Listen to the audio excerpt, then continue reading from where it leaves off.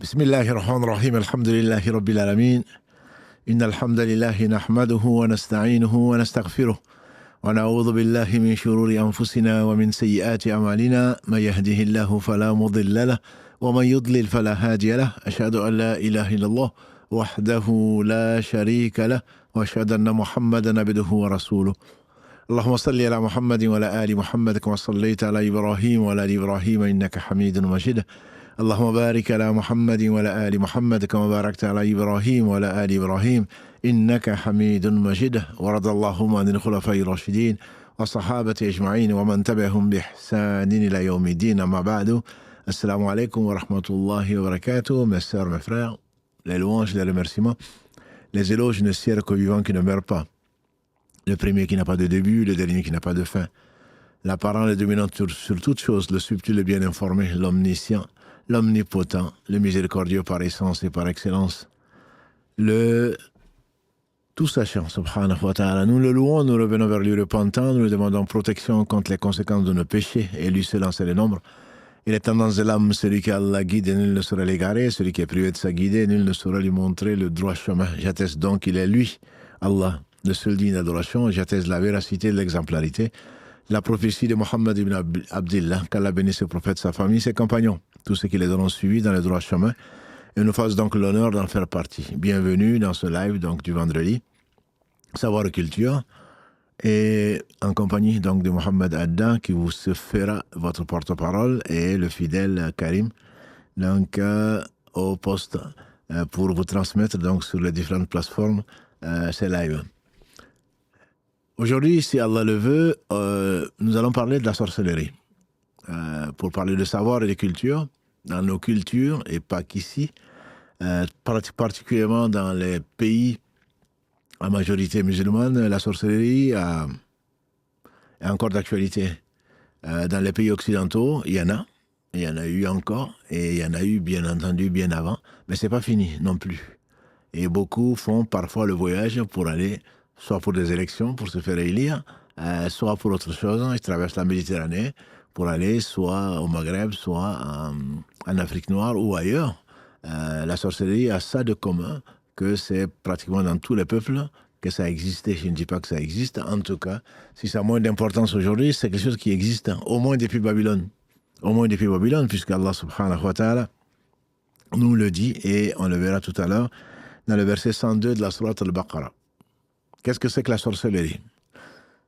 Qu'est-ce que c'est que la sorcellerie? D'un point de vue linguistique, d'après Al-Layth, qui est un spécialiste donc, de la langue, c'est un acte visant à se rapprocher du diable et fait avec son aide. C'est un acte qui vise à adorer donc le diable, à se rapprocher du diable. C'est un acte qui est fait également avec son aide. Voilà, aussi simple comme définition qui est très générale et que l'on peut comprendre.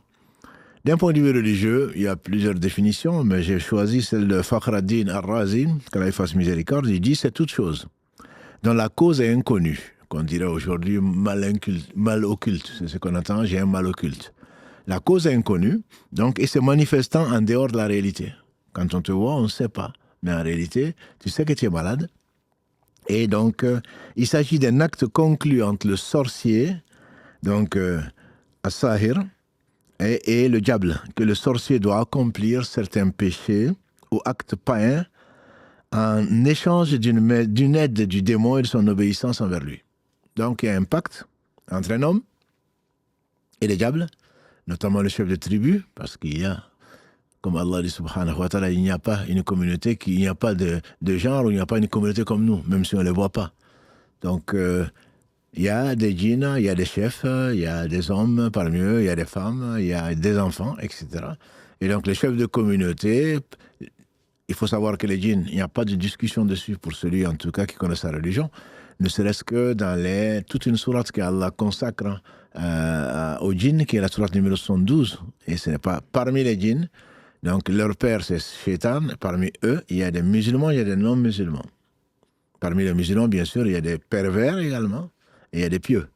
Donc, au paradis et en enfer, il y aura des hommes et des djinns. La amna anna jahannama min la jinnati wa nasi ajma'in, dit Allah à maints endroits, notamment dans la sourate 32, je remplirai l'enfer des hommes et des djinns. Voilà. Et qu'Allah subhanahu wa ta'ala nous en préserve. Et donc, ces djinns sont utilisés, les djinns rebelles, qu'on appelle les diables, ou les shayatines, plusieurs des shaitans, donc sont utilisés, mais ils n'acceptent pas de travailler sans résultat. Le résultat, que dis-je? On sait que Satan, quand il a désobéi à Allah subhanahu wa ta'ala, Allah l'a condamné à l'enfer. Il a juré à Allah, il n'a pas protesté. Il sait qu'Allah est juste. Mais il a juré à Allah de nous amener tous en enfer. Donc, pour qu'un descendant de Satan puisse accepter de travailler pour toi, humain, il faudrait que tu sois dans un pacte qui t'amène définitivement en enfer. On a là avec lui. Là, il ne se satisfait que de ça.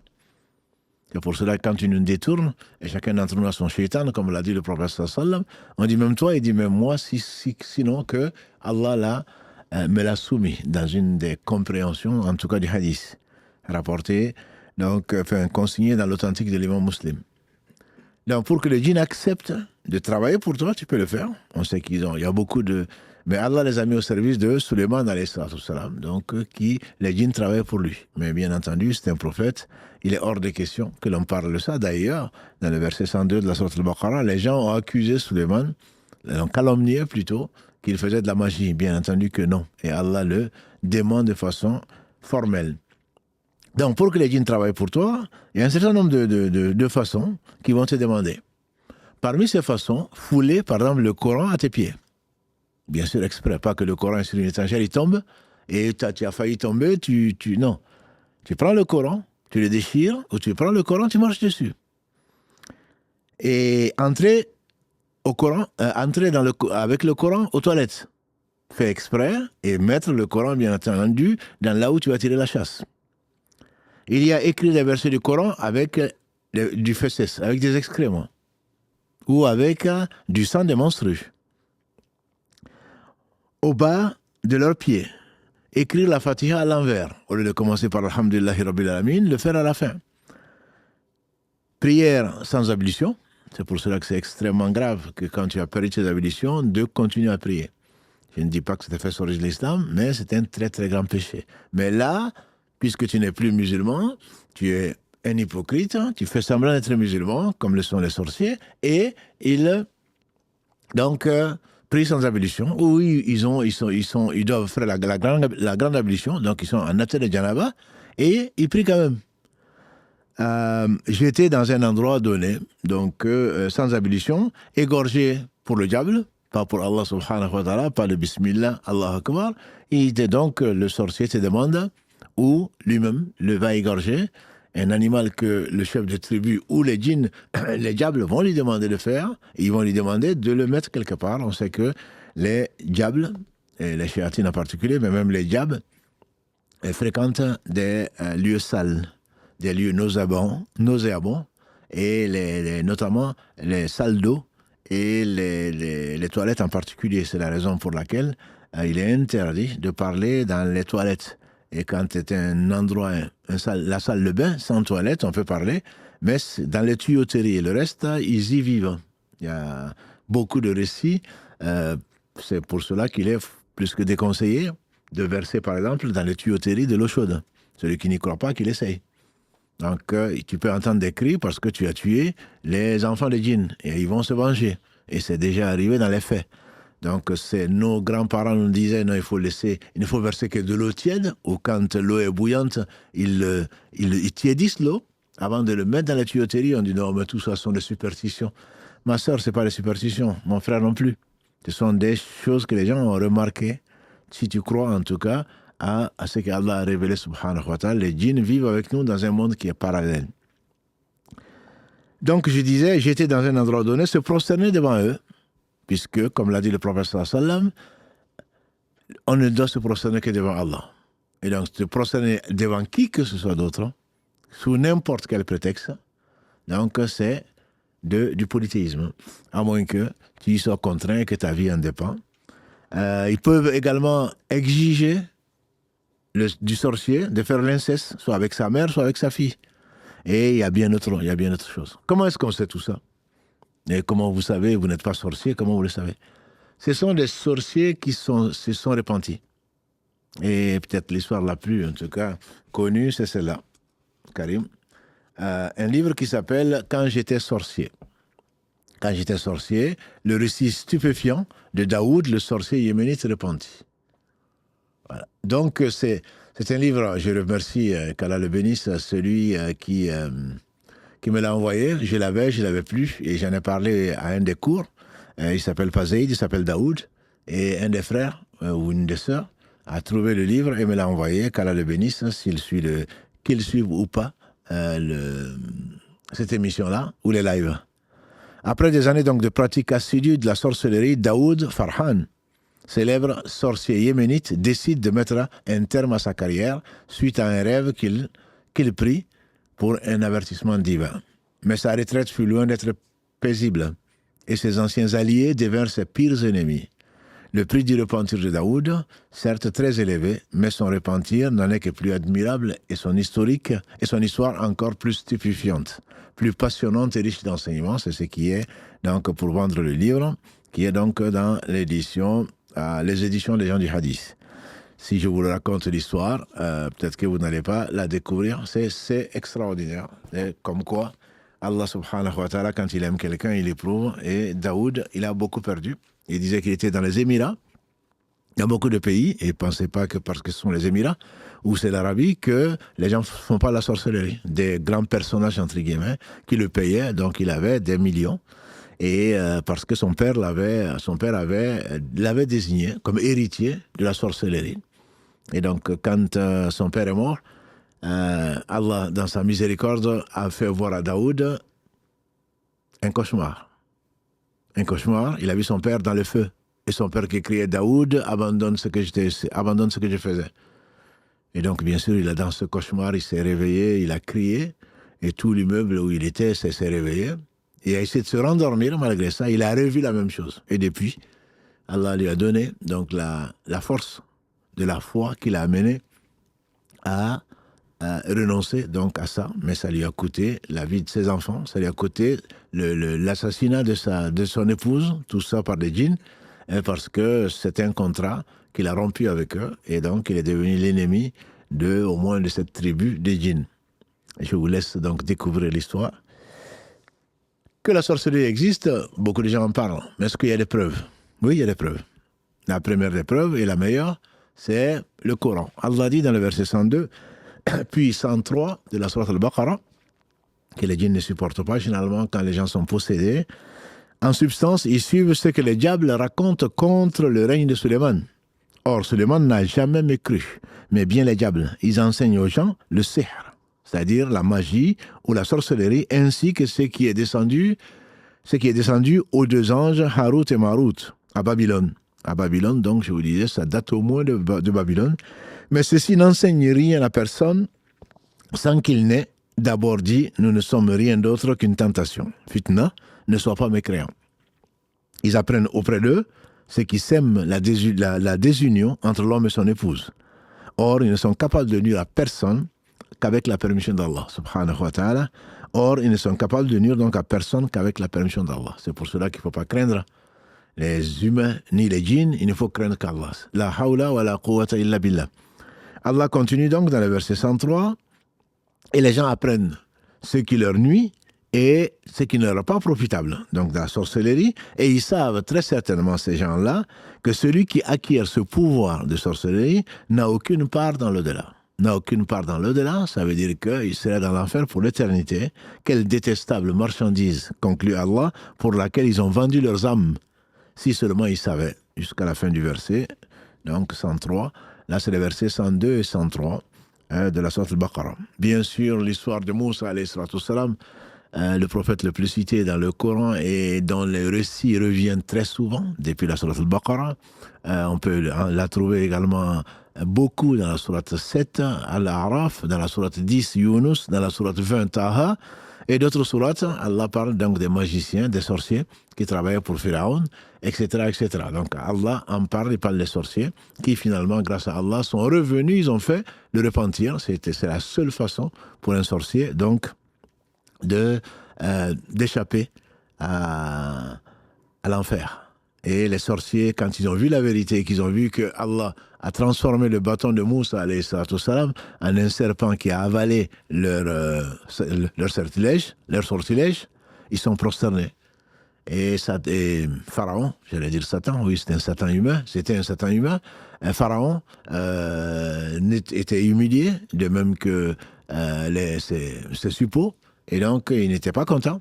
Et il a considéré que les sorciers étaient des rebelles et qu'ils ont donc, ce n'étaient que des élèves, entre guillemets, de Moussa et de Haroun. Et donc il les a menacés de les crucifier avec mains ou bras et pieds alternés à des troncs d'arbres. Et ils ont dit, nous on a vu la vérité, on l'a suivi, même si tu nous menaces, et peut-être qu'il l'a fait, ça n'existe dans aucun texte du Coran, mais les savants disent que s'il les a menacés, Pharaon, et peut-être qu'il les a exécutés, en tout cas ils ont défié Pharaon, comme on l'a vu mercredi, ce sont les croyants qui ont été les plus éprouvés. Ils ont défié Pharaon, la foi l'a emporté sur toute chose. Et ils ont préféré l'au-delà à la vie d'ici-bas, qu'Allah les agrée dans tous les cas. Et on espère pour eux le meilleur. Donc, Allah en parle dans le Coran à de très très nombreuses reprises, donc on ne va pas en parler. Dans la Sunna, je me contenterai simplement du cas du prophète sallam lui-même. On sait qu'il a été ensorcelé. Aïcha, notre mère, dans ce qui a été consigné dans le Bukhari et Muslim, dans les deux, a raconté que l'habit d'Ibn al-Asam donc a ensorcelé le prophète sallam, bien entendu, comme le disent les savants, c'est jamais il n'a jamais été touché dans sa raison. Mais il pensait faire des choses qu'il n'avait pas faites. Et donc, il a été bien entendu malade, il est même mort alayhi salatu wassalam d'une maladie. C'était un homme, mais comme Allah subhanahu wa ta'ala l'a protégé, il a quand même éprouvé le prophète sallam, donc par la sorcellerie, et il a été ensorcelé, et 2 anges sont venus le trouver, donc qu'il a vu, comme Aïcha nous raconte, de la part du prophète sallam, un à ses pieds, l'autre à sa tête, en train de parler. Qu'est-ce qu'il a? Il est malade. De quoi? De sorcellerie. Qui a fait ça? Donc c'est la bide. Et où ça a été mis? Donc dans un puits. Et il lui a montré l'endroit où il a été sortir. C'est d'un peigne d'un puits où on avait récupéré quoi? Ses cheveux, alayhi salatu wassalam. Et bon, l'histoire, elle est belle, elle est longue. Et Allah a révélé à cette occasion-là la sourate 113 et la sourate 114. Qul a'udhu bi rabbil falaqi, qul a'udhu bi rabbin nas.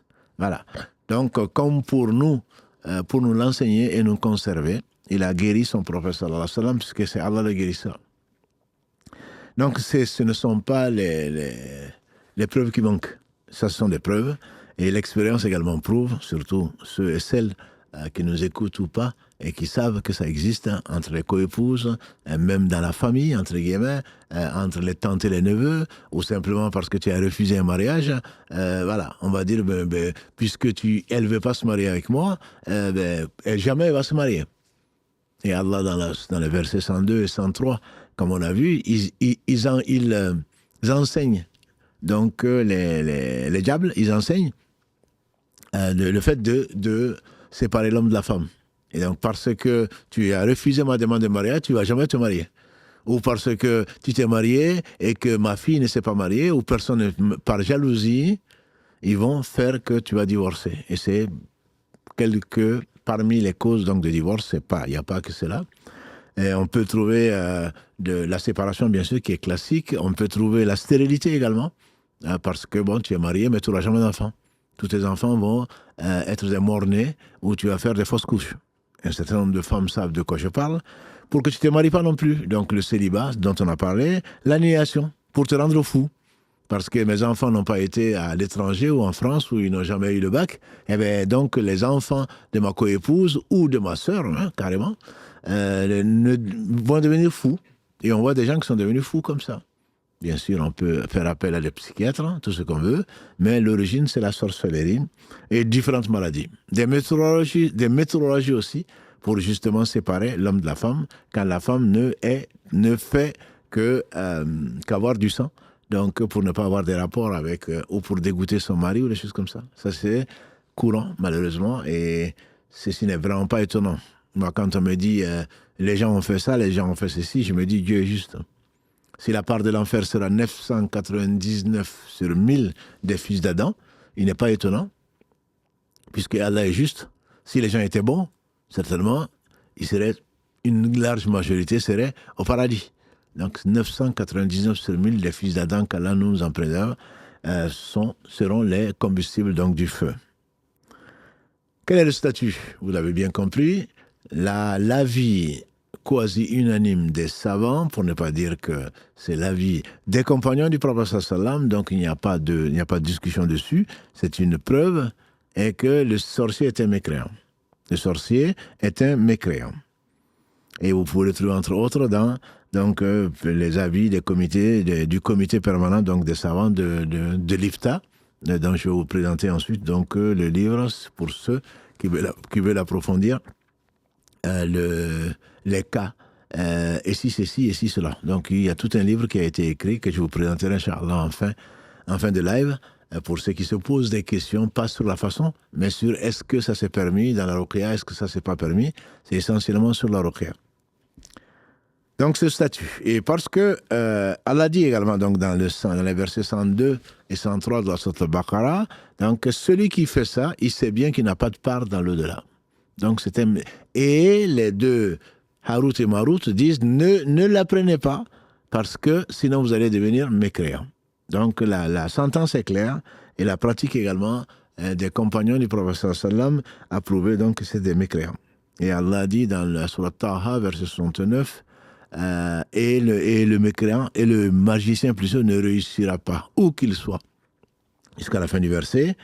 Et le prophète alayhi salatu wassalam dit dans un hadith, éloignez-vous des 7 péchés causant la perte, mubiqat, 7 péchés les plus grands causant la perte. Quels sont-ils? Ont demandé les compagnons du prophète sallallahu alayhi wa sallam. Il a dit donner un associé à Allah. Bien entendu, c'est Inna Allaha la yaghfiru an yushraka bihi wa yaghfiru ma duna dhalika liman yasha. Allah ne pardonne pas que l'on lui associe quoi que ce soit. En dehors de ça, il ne pardonne à qui il veut. Donc c'est le plus grand péché.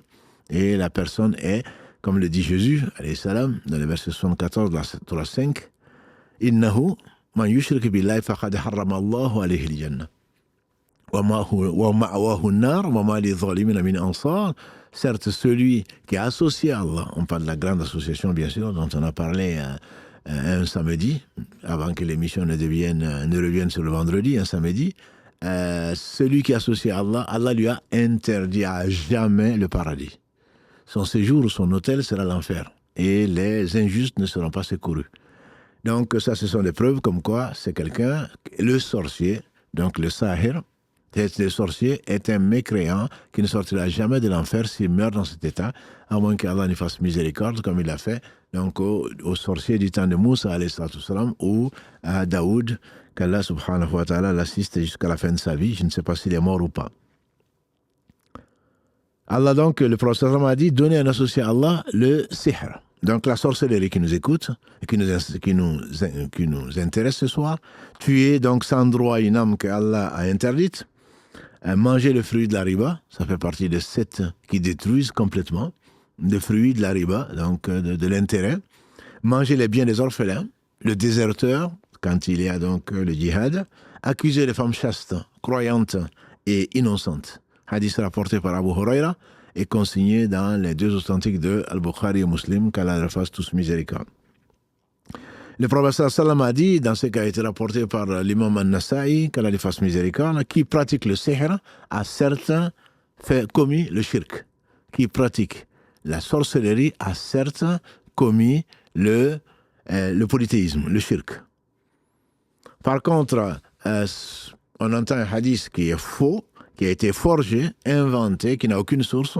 Apprenez le sihr, mais ne la pratiquez pas. Donc il n'est pas permis d'apprendre la sorcellerie, même sans la pratiquer. Et comme on le verra, il n'est pas non plus permis de soigner la sorcellerie par la sorcellerie. Ça non plus, c'est pas permis dans l'islam. La fin ne justifie pas les moyens. Quels sont les indices que tu as à faire à un sorcier? Les gens profitent donc du désespoir des gens. Il n'arrive pas à dormir, il a perdu sa femme, il a perdu son mari, il réussit pas, comme on le dit, tout est bloqué, j'ai pas de travail, tout ce que j'entreprends ne marche pas, et donc il y a quelqu'un qui va faire la ruqya, ou ce qu'on verra, Inch'Allah, quelqu'un qui est très fort, qui va t'aider, oubliant bien sûr Allah subhanahu wa ta'ala, qui est la source de tout bien. Et donc, quand tu vas venir auprès d'un homme, en général ce sont des hommes, les femmes le font, il y a des sorcières, c'est surtout dans les récits, dans les contes et les légendes, il y a beaucoup de sorcières. En pratique, surtout aujourd'hui, de ce que j'en sais, il y a beaucoup de sorciers. Beaucoup de sorciers. Il y a des sorcières aussi, bien sûr, mais il y a beaucoup de sorciers. Quand tu vas et que quelqu'un te demande quel est le nom de ta mère ou de ton père, tu peux repartir. C'est un charlatan, c'est un sorcier. S'il était vraiment celui qui prétendait, pourquoi il te demande le nom de ton père ou ta mère? Quand on demande le nom de ton père ou de ta mère, c'est un indice. Je n'ai pas dit que c'est un sorcier, c'est un indice comme quoi c'est quelqu'un qui n'est pas quelqu'un de droit, Ce sont les sorciers qui demandent ça.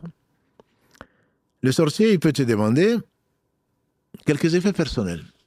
Ton fils est parti, ta fille est partie, elle a fait une fugue, ou je ne sais quoi d'autre, ou tu veux qu'un tel thème, il va te dire, amène-moi un de ces effets. Pourquoi? Non, amène-moi un de ces effets. Et il y en a même qui sont venus et qui viennent avec la chemise de celui qui les a abandonnés, ou le fils qui est parti, ou est-ce que tu veux pas que je t'amène un foulard, c'est ce qu'elle portait, que j'ai gardé encore. Ça, c'est de la sorcellerie. Celui qui te demande ça, qui te le propose, c'est un sorcier, wa na'udhu billah. Les effets personnels. La récitation d'incantations incompréhensibles, que ce soit dans n'importe quel spécialiste de la langue, que ce soit n'importe quelle langue, même chez les Chinois, il va te parler quelque chose qu'un Chinois ne comprendra pas. Alors, si c'est un Japonais, pareil. Si c'est un Bambara, il va te parler une langue que tu ne comprends pas parce qu'il est en train de s'adresser donc à des djinns, et ça, c'est certainement c'est un sorcier. Il va t'ordonner de t'isoler ou d'isoler des gens pendant un temps précis. Ça, c'est pour que les djinns, que tu aies un rapport avec les djinns, où il va te dire de t'isoler dans un endroit précis pendant tel jour, pendant tant de jours plus tôt. Ça en fait partie. Ou de ne pas toucher l'eau pendant un certain temps. Généralement, c'est 40 jours. Comme ça, tu pues, excusez-moi du terme. Pendant 40 jours, tu ne te laves pas. Et généralement, quand ils les voient, ils sont très mauvais parce que c'est le pacte qu'ils ont passé et ils sont nauséabonds de tout point de vue. Ou alors, ils vont te dire d'enterrer des choses. Je te donne des choses qu'il faut aller enterrer. Ça, bien entendu, ce n'est pas du tout légiféré. C'est des signes. Je vous dis ça, c'est pour que vous, si dans le désespoir, et ne désespère vraiment de la miséricorde d'Allah subhanahu wa ta'ala, qu'un peuple qui est injuste et un peuple qui est égaré, mais il peut arriver que les gens soient touchés par le démon et que finalement, mais écoute, quel que soit le prix, je veux récupérer ceci, quel que soit le prix, je veux me soigner. Bon, mais là, encore une fois, dans l'islam, la fin ne justifie pas les moyens.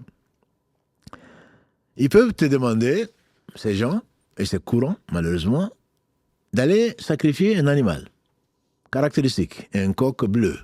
Je n'en connais pas. Mais ils vont te demander une vache à 3 pattes ou à 5 pattes. Mais tu vas en trouver de mal formés. Voilà. C'est peut-être une seule vache que tu vas trouver dans tout le territoire, qui a des caractéristiques propres et que tu vas venir l'égorger à un endroit précis. Et avec ce sang-là, ils vont te dire de faire ceci, cela, et la carcasse, de le jeter à côté d'un fleuve ou dans un endroit sale, parce que c'est la nourriture donc des diables. Ça aussi, c'est courant. C'est une des façons. Donc, ce sont des signes ou des feuilles à brûler qu'ils vont te donner, annonce des noms et prénoms. Dès que tu arrives, tu t'appelles Mamadou. Ou tu t'appelles Mohamed. Oui, effectivement. Tu es du Cameroun. Oui, effectivement.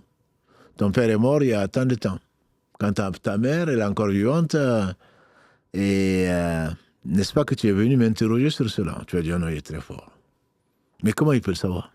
On a vu la semaine dernière que c'est l'invisible, pas la semaine dernière. La semaine dernière, c'était sur l'IA. Ne sait l'invisible que Allah seul. Celui qui te dit, comment il peut savoir? Non, il est très fort. Dès que je suis arrivé, il m'a dit ça, donc voilà. Ça, c'est une introduction pour t'arnaquer jusqu'au bout, pour faire monter les enchères. Pourquoi? Parce que le djinn que tu as est venu dire à son djinn qui lui a dit. C'est tout. Pourquoi on te demande un habit qui t'a appartenu ou je ne sais quoi d'autre? Parce qu'il y a ton odeur. Et donc, ça permet au djinn d'aller rechercher la personne qui a cette odeur. Nous avons tous une odeur caractéristique et pas que ça. On a les empreintes, mais également chacun est particulier. Quand on demande quelque chose qui lui a appartenu, imagine que tu viens d'acheter une chemise et qui est dans sa poche, c'est pas ce qui l'intéresse. Ce qui l'intéresse, c'est ce que tu as déjà porté. Ce qui l'intéresse, ce sont tes cheveux, ou une partie de tes cheveux. Ce qui l'intéresse, c'est voilà. Donc, parce que ils savent ainsi reconnaître donc la personne pour ne pas se tromper. Des papiers avec des lettres et des carrés, c'est ce que vous trouvez parfois sous votre coussin, ou dans votre armoire, ou dans votre voiture. Voilà, des choses qui sont pliées. Et quand tu vas ouvrir, c'est des carrés avec des chiffres bizarres qui n'ont aucun sens. Même si parfois tu peux trouver du Coran.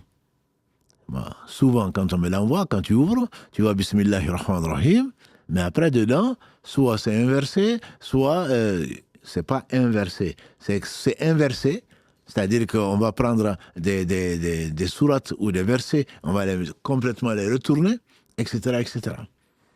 Et donc, toi, on te le donne, ça c'est pour te protéger, en réalité, c'est pas vrai. Comme la sœur, je n'ai pas encore répondu, ta tante t'offre une bague, non, ça, c'est pour te protéger. Ah, c'est du Coran.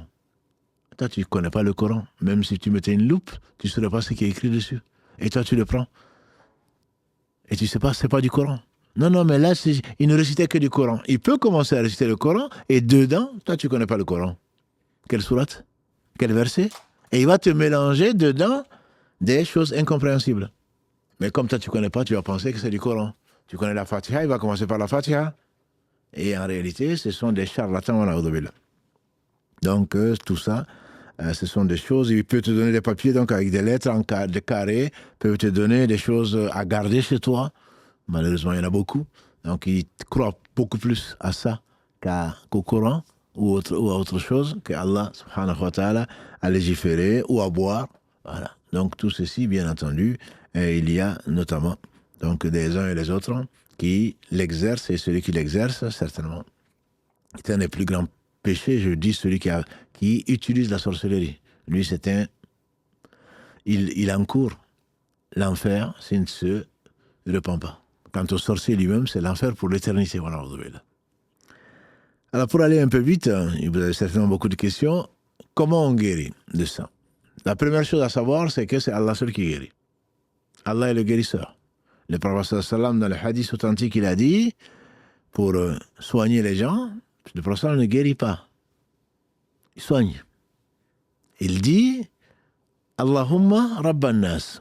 Oh Allah, Seigneur des gens, Rabban Nas, idhab al-bas, washfi, anta shafi, la shifa'u illa shifa'uk, shifa'u la yughadiru saqama. Oh Allah, tu es le Seigneur des gens. Allahumma Rabban Nas, idhab al-bas, enlève le mal ou la maladie. Washfi, et guéris. Anta shafi, tu es celui qui guérit. Et c'était un des noms d'Allah subhanahu wa ta'ala que vous pouvez trouver d'ailleurs dans tous les bons livres, entre guillemets, par des noms et attributs d'Allah, comme celui qu'on vous a présenté la semaine dernière et la semaine d'avant, la semaine dernière plutôt, concernant les noms attributs, comprendre les noms d'Allah subhanahu wa ta'ala du Cheikh Abdulrazak al-Badr. Ash-Shafi', c'est Allah qui guérit. Personne d'autre ne guérit. Allahumma Rabban Nas, idhab al-bas washfi anta shafi, la shifa'u illa shifa'uk. Il n'y a de guérison que ta guérison. Voilà. Guéris-le, et une guérison qui ne laisse aucune trace. Et c'est facile à Allah. C'est facile à Allah subhanahu wa ta'ala. Et donc, ça, c'est c'est Allah qui guérit. Donc, les guérisons sont de deux sortes, disent les savants. La première, c'est que, par miséricorde, la personne qui veut se repentir, je suis désolé, je t'ai ensorcelé, j'ai fait de la sorcellerie. Il faut que la personne te dise où elle a enterré ça. Et il arrive, et de façon sûre, même contemporaine. Je veux dire, de nos jours, des gens qui font la sorcellerie et qui vont la mettre dans la tombe. Et comment tu vas l'enlever, ça, la tombe? Et puis une tombe peut-être avec un corps rapatrié. Il y a des gens qui font la sorcellerie avec quoi, en général? Avec le savon ou avec les serviettes qui ont servi à laver le mort. C'est pour cela que certains mettent en cause certaines pompes funèbres. Donc, il faut faire vraiment attention. Et ne travailler qu'avec les gens qui sont pieux. Ne mangez que chez des gens qui sont pieux. Ne travaillez qu'avec les gens qui sont pieux. Pompe funèbre, tous les jours, tu vois, mon frère, que tu vas enterrer les gens. Là, tu ne vas pas mourir, toi. Prendre le reste, c'est pour cela que souvent, si vous êtes éprouvé par la mort, et on le sera tous, des parents et des proches, ne laissez pas le savon ni les serviettes qui ont servi à laver le mort. Mes frères et mes sœurs, il y a des choses qu'on ne peut pas imaginer.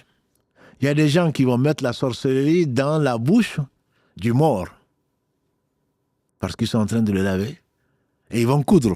Il y en a qui vont prendre la sorcellerie, qui vont prendre un coq ou je ne sais quel animal, ils vont mettre dans sa bouche, ils vont coudre et ils vont le brûler. Ils seront dans l'enfer pour l'éternité. Ils en sont convaincus. Ils ont fait un pacte avec le diable. Et donc, tu demandes à Allah subhanahu wa ta'ala, si tu ne sais pas où c'est, si tu n'as pas cette personne qui est revenue vers Allah, grâce à Allah, par Allah, et qui te dit, j'avais fait ça, et je l'ai gardé, et je l'ai mis ici et là. Là, tu vas aller le déterrer. Si tu le trouves, alhamdulillah, on espère que son repentir est sincère. Toi qui as été dans la perversion, toi qui as fait la sorcellerie aux uns aux autres, il y en a peut-être parmi nous qui ont fait ça et qui sont revenus vers Allah. Mais ce n'est pas fini. Le repentir, c'est de réparer ce que tu as fait. C'est de réparer ce que tu as fait. Et donc, si tu ne le fais pas, ton repentir n'est pas sincère. Je crains pour moi, je crains pour toi. Donc, crains Allah. Si tu as été sorcier ou tu as utilisé la sorcellerie, avant qu'il ne soit trop tard. Je vous dis, il y a des choses, des histoires qu'on ne peut même pas imaginer. Si tu es éprouvé par ça, il faudrait demander à Allah subhanahu wa ta'ala si tu n'as personne pour te l'indiquer. Et Allah est tout savant, il est miséricordieux surtout. Tu peux demander à Allah de te montrer si tu es possédé ou pas, si tu es ensorcelé ou pas, où ça se trouve. Et il se peut que dans un rêve, Allah te montre exactement où c'est l'endroit. Ça lui est facile. Nous croyons. Ou que quelqu'un de ta famille ou un ami vient te dire, j'ai rêvé qu'il y a eu ceci et cela. C'est facile à Allah. Il faut être sincère, tout simplement. Il faut croire en Allah, subhanahu wa ta'ala. Ça, c'est la première façon, je dirais la plus simple, bien qu'il n'y a que les croyants qui y croient, vraiment. Mais quand on est pressé, non, il y a un bon raki. On va aller chercher le raki. Il y a quelqu'un là, il est très fort. Oui, parce que dès que tu arrives, il te dit, tu es venu, n'est-ce pas, pour ça. Oui, lui-même, il est charlatan. Il est charlatan. Qu'Allah nous préserve des conséquences de nos péchés. Et donc, la deuxième façon, c'est la ruqya. La ruqya, donc, c'est l'annulation donc, de la sorcellerie ou de la possession par les djinns, par le Coran et la Sunna. Par le Coran et la Sunna, il n'y a pas de sorcellerie pour combattre la sorcellerie, comme on dit. Moi, ils m'ont sorcelé, ben écoute, moi, je ne fais pas de mal. Je vais juste voir un sorcier pour qu'il me l'enlève. Tu vas aller voir un sorcier, et on verra, Inch'Allah, on espère, un vendredi proche, les devins et les gens comme ça, les astrologues, je ne parle pas des astronomes, ceux qui travaillent avec l'astrologie, avec des charlatans, donc qui te disent des choses sur... On le verra, Inch'Allah, plus tard, parce qu'aujourd'hui, on n'a pas le temps. On aurait pu... Enfin, je souhaitais en tout cas discuter de tout ça, mais je préfère rester sur ça pour que les choses soient claires. Donc, le temps passe vite. Il faut quand même vous laisser le temps pour poser des questions. Donc, qu'est-ce que la ruqya? La ruqya, donc, c'est l'annulation de la possession par les djinns ou de la sorcellerie par le Coran et la Sunna. C'est pas autre chose. Donc, la ruqya se fait, alhamdulillah, avec la sourate qui est connue, la Fatiha. Le prophète l'a appelée à ruqya. Quand Abu Saïd al-Khudri, radiallahu anhu, dans ce qui a été consigné dans les deux authentiques, Al-Bukhari et Muslim, qui nous dit qu'il y avait des compagnons du prophète sallam qui passaient, qui voyageaient, ils ont demandé l'hospitalité, les gens ont refusé, comme dans la sourate 18. Ils ont refusé, et Allah a éprouvé leur chef qui a été mordu. Certains disent un serpent, d'autres disent un scorpion. Peu importe, personne n'a pu le guérir. C'est Allah seul qui guérit.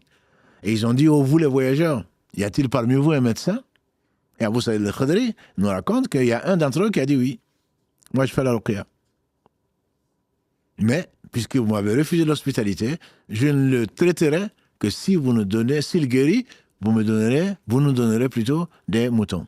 Ils ont dit oui, puisqu'ils étaient désemparés. Alors il a commencé, A'udhu billahi minash shaitanir rajim, bismillahir rahmanir rahim, alhamdulillahi rabbil alamin, jusqu'à la fin de la sourate.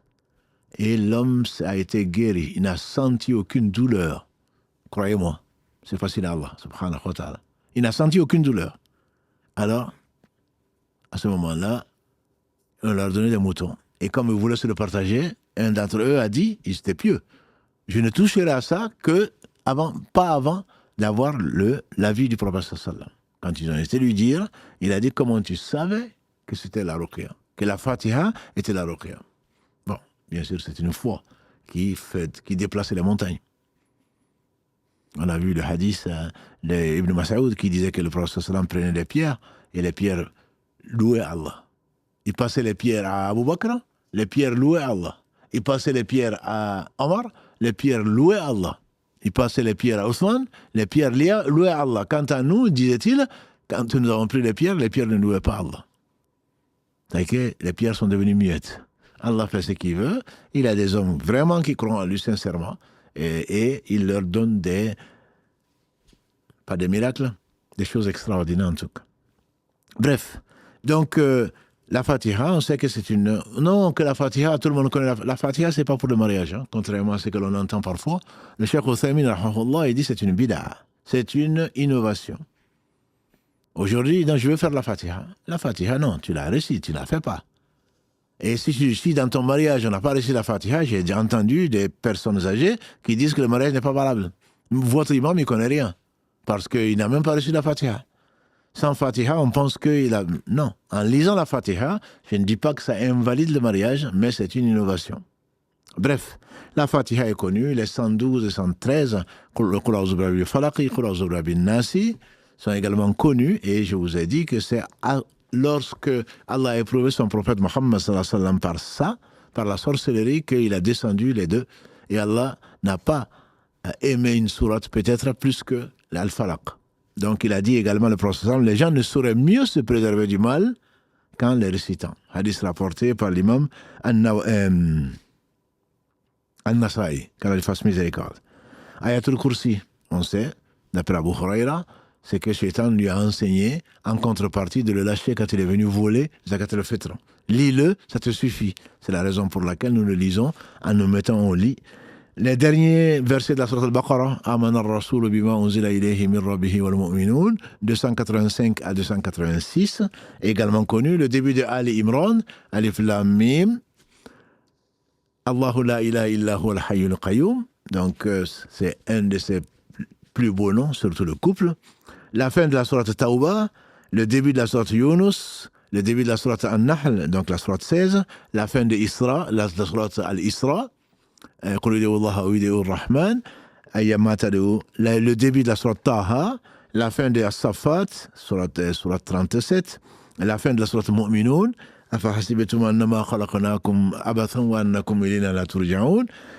le début de la sourate Ghafir, Hamim, تنزيل كتاب من الله العزيز العليم غافر ذنبي قابل التوب شديد العقاب ذي الطول لا إله إلا هو إليه المصير. Ce sont des versets que les savants ont retrouvés à partir des hadiths. Le prophète sallam a dit, celui qui lit ça, ça le protège contre Satan. Celui qui lit ça, comme Al-Baqarah, les derniers, etc., c'est comme ça qu'ils n'ont pas inventé, les savants. Ils ont pris à partir donc de différents hadiths, et le prophète sallam nous a dit ça, et lui-même, comme vous le savez, tous les soirs, lisait 3 fois Al-Ikhlas, Al-Falaq, An-Nas, 112, 113, 114, qui rassemblait, d'après notre mère Aïcha, et crachotait dessus, et il récitait ces 3 sourates, et il faisait la ruqya sur lui-même. Donc il passait sur sa tête et sur son visage, et après partout où ses mains pouvaient. Donc il y a bien d'autres, la fin de Hashr, que vous connaissez peut-être, versets 22 et 23, où Allah dit Huwa Allahu alladhi la ilaha illahu, alimul ghaybi wa shahada, et Allah a mis une dizaine, voire plus, donc de ces noms, ces plus beaux noms. On peut le lire plusieurs fois, ce n'est pas une obligation, mais généralement on le lit 3 fois, parce que le prophète sallam souvent, il faisait 3 fois les invocations, ou plus. On peut le faire 100 fois si on l'estime, mais rien ne l'interdit, disent les savants. Écrire des versets et mettre dans l'eau pour boire ou se laver, ça, les anciens le faisaient. Salaf Saleh, ils étaient plus pieux que nous, et ils le faisaient. Dans la mesure où Allah subhanahu wa ta'ala, comme vous le savez ou pas, Allah met dans les sourates la preuve. Donc, et dans les sourates, notamment la sourate Yunus 10, verset 57, la sourate Al-Isra 17, verset 82, dans la sourate Fussilat 41, verset 44. Dans ces 3 versets, Allah dit qu'il a mis dans le Coran un guide, une miséricorde et un remède pour les croyants. Je dis bien pour les croyants. C'est la raison pour laquelle, donc, on va voir que le profil du raqi et le profil du malade. Donc, on peut également le faire par les invocations authentiques du prophète sallam, comme celui qu'on vient de dire, Allahumma rabban nas, idhab libas, wa shfi anta shafi, jusqu'à la fin, c'est connu, vous pouvez le trouver dans la citadelle du musulman, vous pouvez le trouver dans tous les bons livres authentifiés. On peut également le faire dans n'importe quelle langue, tant que ça ne contient pas du polythéisme et que c'est compréhensible. Par le nom d'Allah et ses attributs, on peut le faire. Le profil du raqi. On va te dire, non, moi je veux un bon raqi. Ça veut dire déjà que dans ta tête, ma soeur, mon frère, c'est que tu penses que c'est lui qui va te guérir. Bien sûr que tu cherches le meilleur spécialiste en médecine, personne ne va te le reprocher. Mais tu dois chercher quelqu'un de pieux. Et donc son profil, c'est quelqu'un de vertueux et droit. C'est-à-dire qui fait la prière au moins, qui fait ses devoirs sacrés, qui évite, qui ne fait pas, au vu au su de tout le monde, les grands péchés, et ne persiste pas dans les péchés mineurs, qui s'éloigne des interdits, y compris la khalwa. Ma soeur, tu viens voir un raqi, il te dit, moi je suis un raqi. Déjà, tu n'as pas à t'appeler raqi. Moi, on m'amène parfois des gens qui me donnent voilà, moi je suis un raqi, voilà en gros ma carte de visite. Non, tu n'es pas raqi.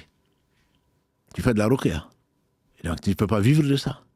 Et tu cherches des clients? Non.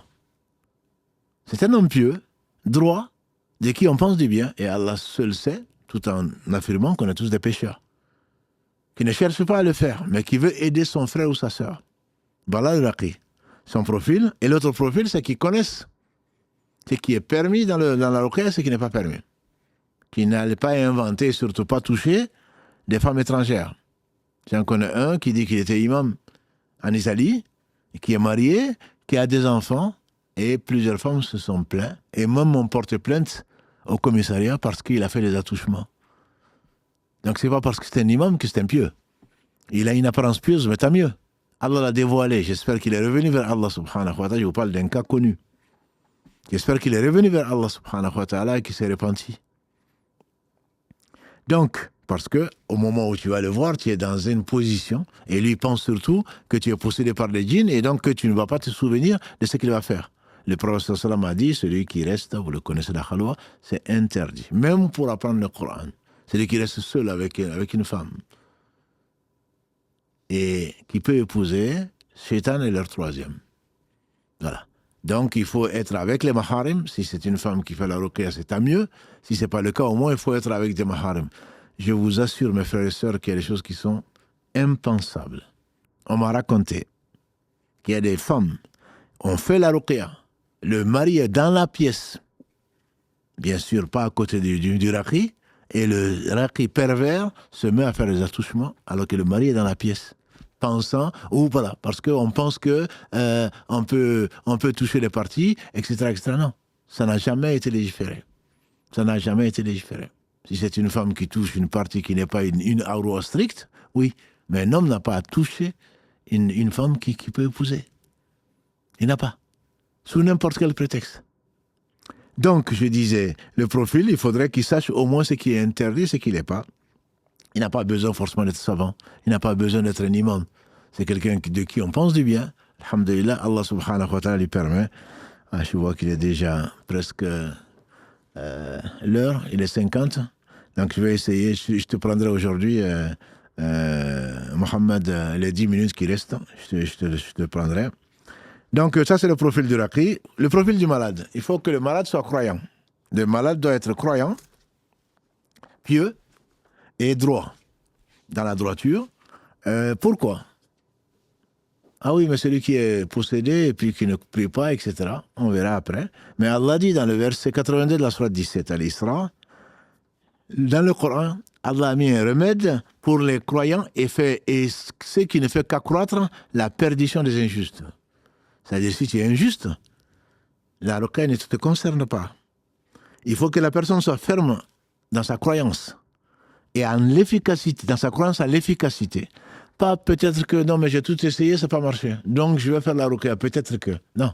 Le Cheikh Uthaymin, quand il fasse miséricorde, il a dit dans son livre la description de la prière du prophète sallam, un compagnon qui a dit au prophète sallam, dans ma prière, je suis gêné. Je suis gêné dans ma prière, et puis je n'arrive pas à me concentrer.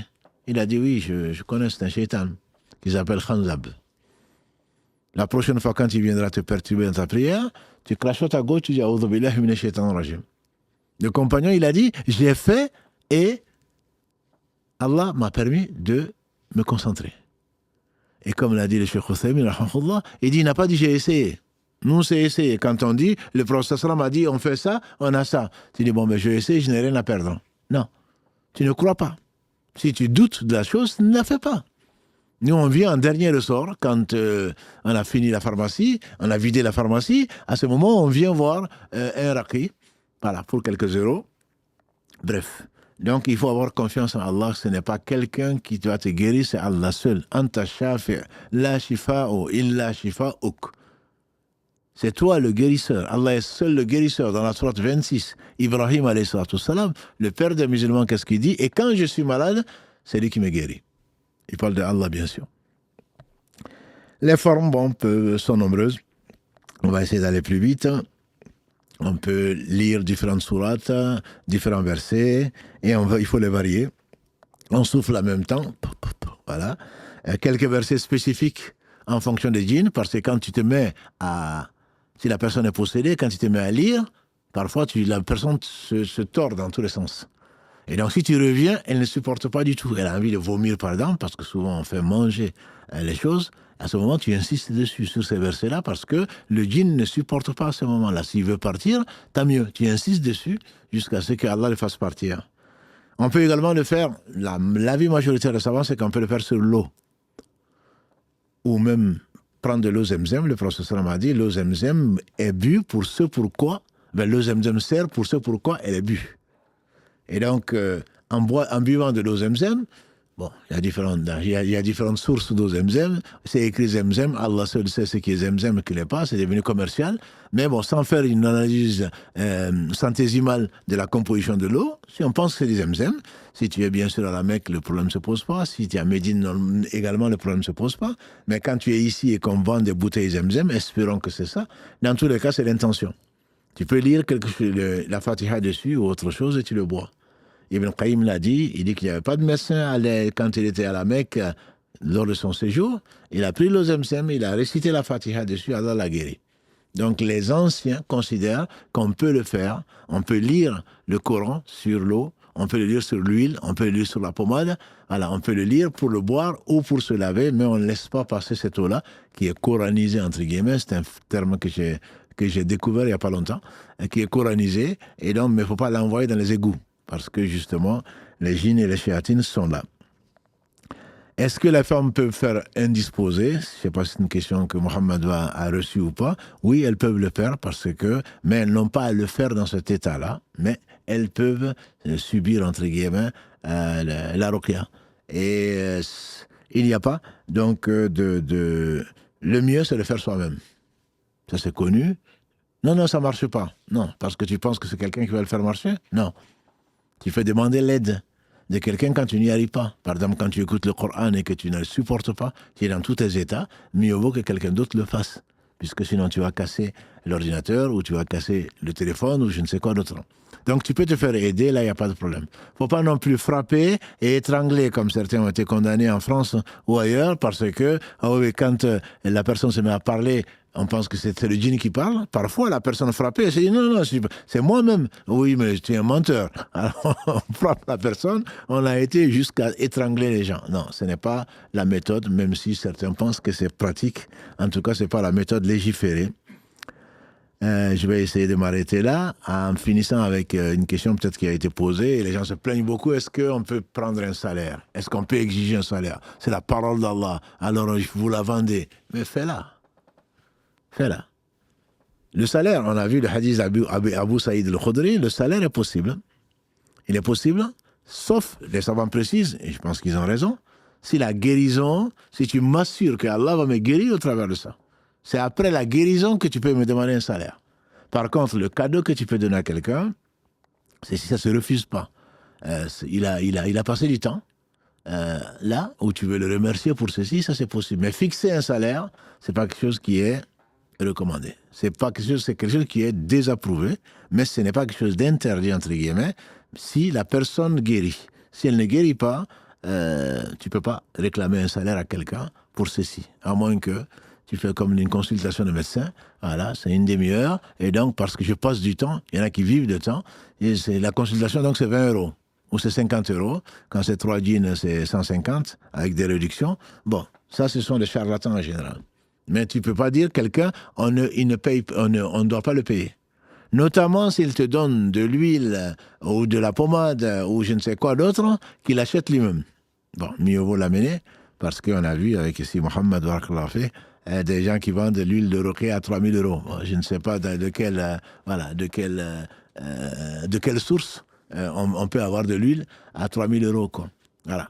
Même si c'est 10 litres, en général c'est moins. C'est 1 litre qu'il va te donner pour te masser avec.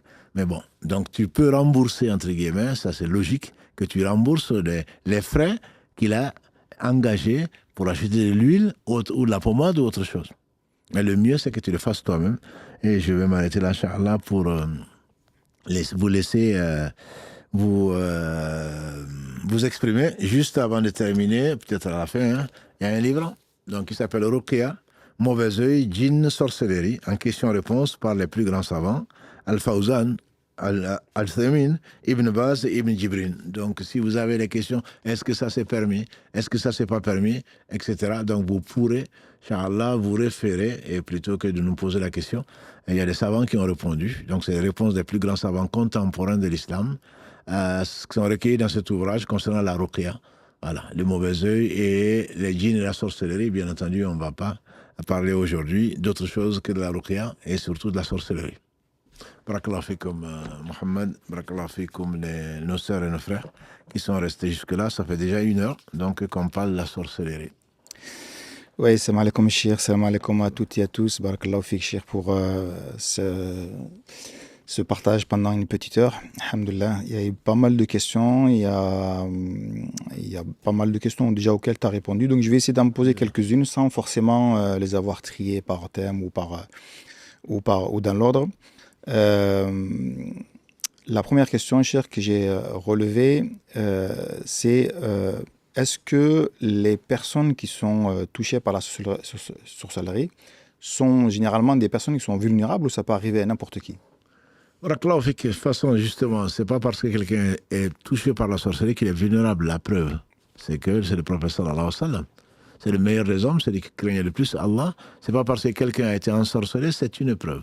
C'est une preuve pour t'élever un degré, pour t'honorer, comme on a dit mercredi dernier, pour t'élever à un degré que tes actes ne pourraient pas atteindre. Allah, par miséricorde, t'honore en t'éprouvant et en t'assistant dans ton épreuve. Ce sont les prophètes alayhi sallam qui ont été les plus éprouvés. Et donc, la sorcellerie, pour revenir à ta question, le prophète sallam a été ensorcelé. Il n'y a pas de discussion dessus. Les hadiths sont authentiques. Et donc, c'est le meilleur des hommes et c'était certainement pas le plus faible. Donc, c'est pas parce que quelqu'un, c'est ceux qui ne croient pas à la sorcellerie ou qui ne croient pas au djinn, c'est ceux qui disent non, c'est une personne qui est faible. Non, elle a pu se faire embobiner par des charlatans qui l'ont dépouillé, qui ont pris comme un d'eux. Il y a des gens qui vivent effectivement de cela, mais ce n'est pas... La personne, si elle est faible, c'est parce qu'elle est faible, entre guillemets, elle ne sait pas distinguer les gens sincères et les médecins, ceux qui traitent régulièrement avec des preuves, plutôt des charlatans qui sont très nombreux. Si on peut parler de faiblesse, c'est dans ce sens-là, mais c'est certainement pas si la personne est possédée. Elle n'a rien demandé, mais il y a des endroits, comme on les a cités, comme les toilettes, comme les endroits sales, qu'il faut éviter. Donc à traîner là, il y a un footballeur professionnel, je ne vais pas dire où il joue d'ailleurs, sinon vous risquez de le reconnaître, qui, on dit que souvent, comme les jeunes d'ailleurs, se cachent dans les toilettes pour téléphoner. Ce sont des endroits où il ne faut pas parler. Ça c'est connu, celui qui veut faire l'expérience, qu'il le fasse. En tout cas, il est averti. Et comme j'ai dit, dans la cuisine, verser, ou dans la salle de bain, verser de l'eau chaude, brûlante, ça peut brûler les djinns, ils peuvent se venger. Ou les parents peuvent se venger, ça peut les tuer même. Voilà, donc il y a des choses qui sont connues et d'autres qui ne sont pas connues et qu'Allah subhanahu wa ta'ala seul sait et donc il nous éprouve par ceci et par cela. Non, on ne peut pas dire qu'il n'y a que les personnes faibles qui sont, ou vulnérables qui sont sujettes à la sorcellerie ou à la possession par les djinns. Quand tu dis que certains en font leur commerce, c'est-à-dire qu'il y a des gens qui repèrent peut-être des gens un peu plus sensibles, plus vulnérables pour essayer de les manipuler? Ils en font un commerce, c'est-à-dire qu'ils viennent distribuer dans les mosquées ou ailleurs, ou sur Internet surtout, leur carte de visite. Donc la personne qui n'a pas de travail, quand je dis faible, c'est pas physiquement forcément, ou qui est malade et qui a fait, on entend souvent, hein, j'ai fait des scanners, j'ai fait des IRM, ils n'ont rien trouvé. Donc forcément, c'est de la sorcellerie. Ce n'est pas toujours le cas, et ça me permet de le rappeler. Les gens qui font de la ruqya, qui ne sont pas des charlatans, disent que minimum 70% des cas des gens qui demandent la ruqya ne sont pas possédés. C'est plus psychologique. C'est qu'ils n'arrivent pas à s'en sortir, donc au lieu de patienter, au lieu de demander à Allah subhanahu wa ta'ala... C'est une question qui a été posée, ça. Voilà, donc ce n'est pas... on dit 70 à 80% pour ceux qu'on n'a pas de statistiques, nous ne travaillons pas à l'IFOP, contrairement à d'autres. Donc voilà, c'est statistiquement 70 à 80% des cas, des gens qui parlent de possession ne le sont pas. Et on accuse la belle-mère, on accuse un tel de sorcellerie sans aucune preuve. Voilà, donc avant tout, on demande à Allah subhanahu wa ta'ala, on patiente, on prend les moyens avant d'accuser qui que ce soit, et au moins on teste. Le test pour moi classique, c'est que tu écoutes Al-Baqarah par exemple, jusqu'au verset 102, 103, voire plus, et tu vois est-ce que tu réagis, tu arrives à supporter. On dit que généralement les djinns ne supportent pas la lecture de la sourate Al-Baqarah et ou d'autres sourates. Si la personne réagit, c'est qu'il y a un problème, mais il se peut que ce soit psychologique. Donc il faudrait, en tant qu'ancien scientifique, il faudrait que ce soit reproductible. C'est que chaque fois qu'elle fait ça, elle n'arrive pas à le supporter. Donc là, il y a de fortes chances pour que la personne soit possédée. La possession n'est pas forcément de la sorcellerie, mais la sorcellerie passe par la possession. C'est ça que je veux dire. C'est-à-dire que quelqu'un peut être possédé parce qu'il a rencontré des djinns là où il ne fallait pas, il a eu de mauvaises fréquentations, mais ce n'est pas forcément à cause de sa belle-mère. Voilà. Personne lui a envoyé, c'est lui-même qui a été les chercher, qui a été les provoquer, entre guillemets, etc. Mais la sorcellerie utilise les djinns pour posséder les gens. Voilà, j'espère que la distinction est claire. C'est très clair. Barakallahu fik, Cheikh. Si une personne, elle consulte un raqi, puis elle s'aperçoit que c'était un charlatan, est-ce que ça la fait sortir de l'islam? La personne qui a consulté, non. On verra ça, Inch'Allah, on verra ça la semaine prochaine peut-être, oui, parce que le mauvais œil et les charlatans, devins, etc., on va les traiter spécialement parce qu'il y en a beaucoup et le sujet est tout aussi vaste que la sorcellerie. La personne qui va voir quelqu'un, surtout pour pas pas chercher un remède à son problème, mais va voir surtout pour deviner. Parce que je ne sais pas où se trouve mon âne qui s'est perdu, je ne sais pas qu'est-ce que je vais devenir, qu'est-ce qui va m'arriver. Bon, il t'est déjà arrivé un malheur, parce que tu as désobéi au prophète sallallahu alayhi wa sallam. Mais ça, on va le détailler, Inch'Allah, peut-être la semaine prochaine. En tout cas, très prochainement, si Allah nous le permet, pour parler vraiment avec preuve des conséquences. La personne ne sort pas de l'islam, mais pendant 40 jours, par exemple, pendant 40 jours, ses prières ne sont pas acceptées. Pour la personne qui y va, il faut qu'elle prie, bien sûr. Il faut qu'on puisse mettre une croix dans sa case, il a prié. Mais ce n'est pas accepté. La prière doit être valide, mais ce ne sera pas accepté. Si elle ne prie pas, c'est un autre péché. Voilà. Mais donc, aller voir un devin et y croire, sa prière n'est pas acceptée pendant 40 jours. Voilà. Mais si c'est pour aller se soigner et tomber sur un charlatan, non. Elle a été voir l'imam de, je ne sais pas de quelle ville ou de quel village, et puis finalement, il s'est révélé que c'était un charlatan. Elle a voulu se soigner par le Coran et la Sunna, et finalement, elle a vu que la personne était un charlatan. Non, là, elle n'a pas de péché. Bah, ça m'amène une question que tu as traitée un petit peu déjà, mais peut-être revenir dessus, justement par rapport à la pratique, c'est-à-dire qu'il y a des personnes, elles cherchent un raqi, ou même eux-mêmes le soir pratiquent, c'est-à-dire qu'ils se font les 3 sourates avant de dormir, ils font ce qu'il faut, mais ils sentent qu'ils sont pas bien.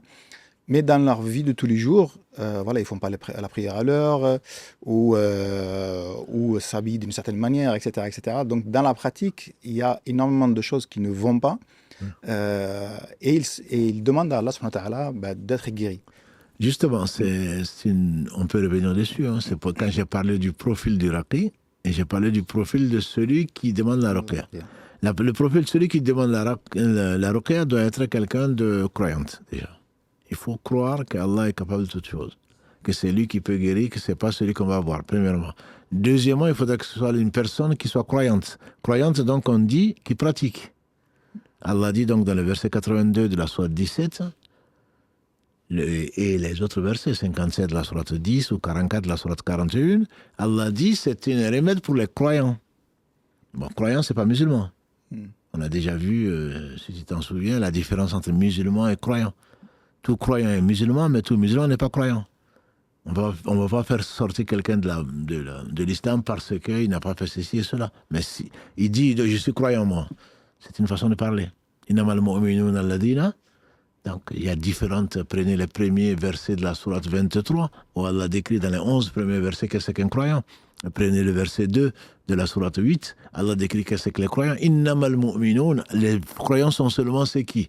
Donc, si on ne fait pas sa prière, si on désobéit à Allah dans sa façon de parler, dans sa façon de marcher, dans sa façon de gagner son salaire, ou ce qu'on mange, bien sûr que on n'est pas croyant.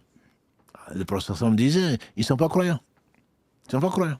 Et même celui qui ment, il a dit, au moment où il ment, il n'est pas croyant. Celui qui fornique, au moment où il fornique, il n'est pas croyant. Voilà, donc nous, on aime bien, non, moi je suis croyant. Je suis croyant, mais je ne suis pas pratiquant. Ça n'a pas de sens. Ça n'a pas de sens. Dans l'islam, à ma connaissance, ce n'est pas vrai. Et un croyant, c'est quelqu'un qui est musulman. Et dont les actes viennent confirmer ce qui est dans son cœur. Et on nous dit, non, ne me juge pas, et tu me juges, c'est dans mon cœur. D'accord. La différence entre un croyant, entre l'homme et la mécréance, c'est l'abandon de la prière. C'est un hadith qui est diversement interprété. Pour les Hanbalites, c'est un hadith qui dit que celui qui ne fait pas la prière n'est pas croyant. Pour les autres, n'est pas croyant, est un mécréant.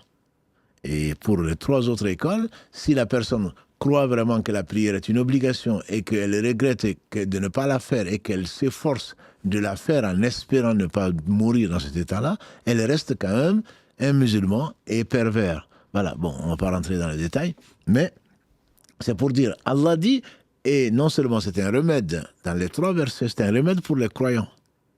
Et il y rajoute, notamment dans le verset 82 de la sourate 17, Allah dit, et ne fait que rajouter malheur sur malheur aux injustes.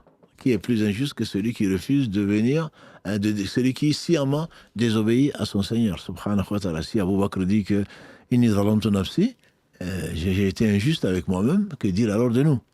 Donc, ça ne va pas. Le profil de celui qui demande, il va demander l'aide d'Allah parce qu'il est incapable de le faire tout seul à quelqu'un qui est pieux. Mais lui-même, il y croit.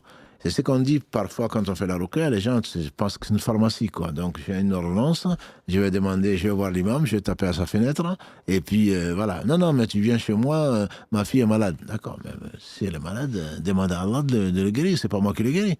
Non, tu viens, je te donne 50 €, comme si l'imam vivait de cela. Donc, c'est non seulement un manque de respect, mais surtout, c'est un manque de foi. C'est à Allah qu'on s'adresse. Je peux comprendre que quelqu'un qui se retrouve avec une personne aimée, proche, qui ne contrôle pas ses mouvements, etc., je comprends très bien son désarroi. Mais ce n'est pas une raison pour...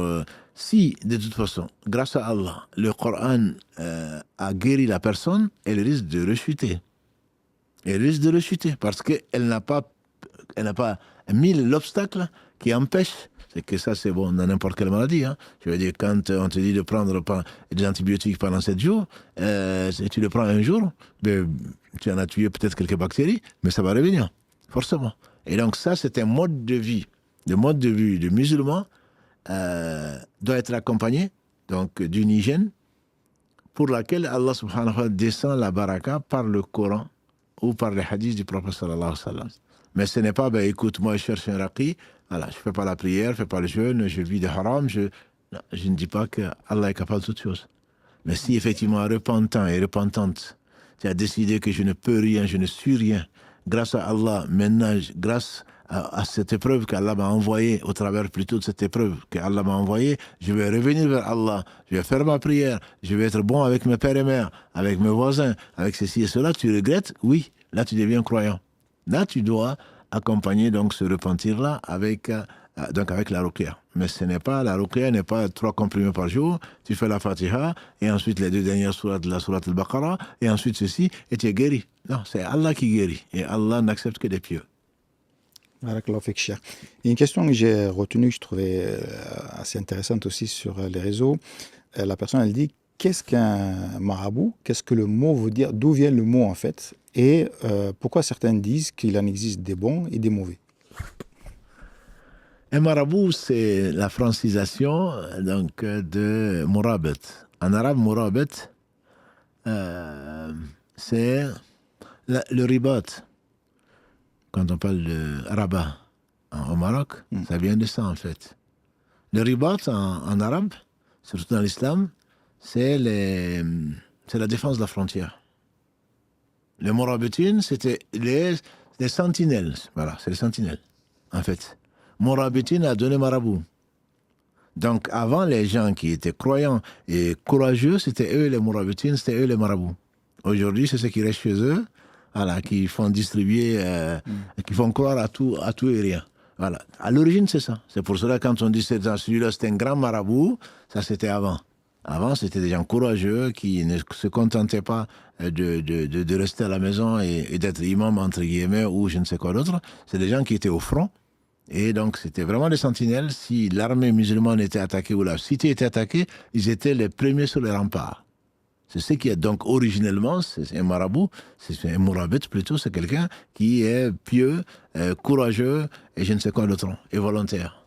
Après, ça donné par les habitudes des gens dont la piété est discutable et qui vivent deviennent parfois des charlatans. Je ne dis pas tous. Hein. C'est pour ça qu'on dit qu'il y a des marabouts. On ne peut pas dire tous les marabouts sont, mais d'habitude, on ne se fait pas appeler marabouts, quoi. Voilà. Soit on est imam, entre guillemets, qui veut dire qu'on est un guide, et soit un cheikh, mais ça, c'est un autre niveau. Ça a une connotation quand même assez négative. Quoi. Tout à fait. Aujourd'hui, c'est une connotation négative parce que c'est dans des sectes, c'est dans des je ne sais quoi d'autre.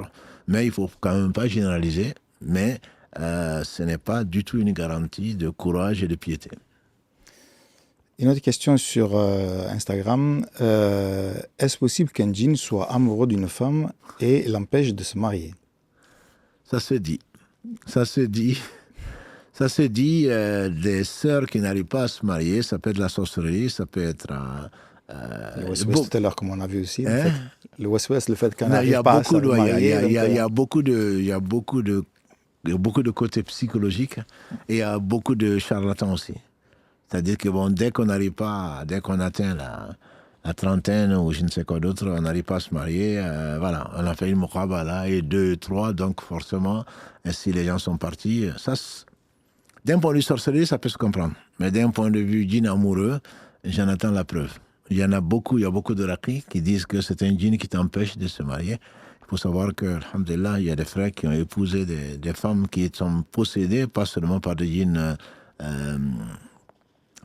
amoureux, mais vraiment par des djinns, par des shéatines, donc qui ne cherchent pas du tout le bien.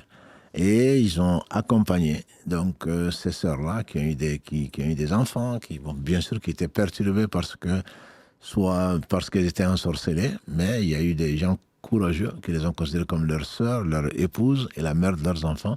Et donc ça marche. On ne peut pas dire parce que c'est un djinn amoureux qui m'empêche de me marier. Il faut demander à Allah subhanahu wa ta'ala et son secours est proche des croyants.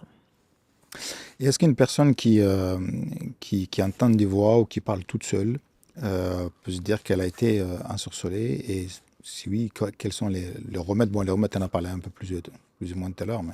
On a abordé ce sujet, surtout, je pense, au niveau, peut-être lundi, on va en parler à nouveau, les maladies psychologiques et psychiatriques. Donc, tout n'est pas du domaine de la ruqya. Bien que la ruqya, on a vu, même la piqûre d'un serpent, la lecture du Coran peut suffire. Mais en général, on va voir les médecins à qui Allah a enseigné ce qu'il a enseigné. Donc, si on fait la ruqya et que ça ne donne pas de résultat, bien qu'Allah est capable de toutes choses, donc il peut guérir quel que soit le type de maladie. Que ce soit une maladie psychologique, que ce soit physique, Allah peut le faire. Mais si Allah nous éprouve et que la ruqya n'est pas la solution, il faut aller voir des psychologues, voir des psychiatres, parce qu'il y a chacun à son domaine. Si je ne dis pas qu'il y a un domaine de ruqya, je parle de domaine de possession, de sorcellerie, etc. Mais, encore une fois, Allah a mis un remède dans le Coran, ça veut dire qu'on peut avoir un cancer, je ne sais pas si je vous l'ai déjà raconté, il y a quelques années, une dame qui a écrit ce livre que je n'arrive pas à retrouver, donc si une internaute ou un internaute peut me retrouve le livre, donc, qui avait un cancer généralisé et à qui on avait donné quelques jours ou quelques mois. Avant de mourir, elle a souhaité faire la Umrah. Donc elle a été à la Umrah. Elle est revenue et elle a refait des radios et elle n'avait pas de traces. Mais c'est facile à Allah. On n'a pas besoin de Umrah pour cela. Donc quand je dis il y a des maladies psychiques, il y a des maladies psychologiques, il y a des maladies que la ruqya ne peut pas soigner, ça n'existe pas. Il n'y a pas de maladie que Allah ne soigne pas. Allah ne guérit pas plutôt. Simplement, il y a des maladies qui n'ont rien à voir avec la possession. C'est plutôt ça qu'il faut voir. Voilà. Donc là, il y a deux traitements différents, il y a deux approches différentes, bien que les deux peuvent être combinés. Et surtout, face à un croyant, quand tu demandes comment tu veux être guéri quand tu ne fais pas la prière. Quand le prophète sallam te parle de comment tu sais que la Fatiha est la ruqya, c'est que nous qui prions grâce à Allah subhanahu wa ta'ala, on se fait la ruqya au moins 17 fois par jour. C'est peut-être une des façons d'ailleurs. Honnêtement, quand j'y pense, je me demande si une des sagesses qui réside dans le fait de réciter la Fatiha 17 fois n'est pas 17 fois de faire la ruqya pour soi-même, inconsciemment. Voilà. Donc, si Allah nous oblige de lire la Fatiha, il y a certainement beaucoup plus de sagesse que l'on ne peut imaginer. Allah seul est le sage parfait. Mais aussi, en même temps, on se fait la ruqya. On se fait la ruqya, donc si tu ne veux même pas profiter, entre guillemets, de cette aubaine des 17 ruqya par jour, et que tu vas chercher quelqu'un pour te faire la ruqya, bon, je crains que ça ne marche pas, quoi. Voilà, donc dans cet esprit, il y a Allah guérit toutes les maladies, sans exception, les maladies du cœur comme les maladies physiques. Et quand on parle de remèdes, souvent, les savants mettent en exergue les maladies du cœur. Parce que, alhamdoulilah, quand vraiment tu écoutes, quand Allah fait rentrer le Coran dans ton cœur, tu ne peux plus être le même. إنما المؤمنون الذين إذا ذكر الله وجلت قلوبهم وإذا تليت عليهم آياته زادتهم إيمانا وعلى ربهم يتوكلون.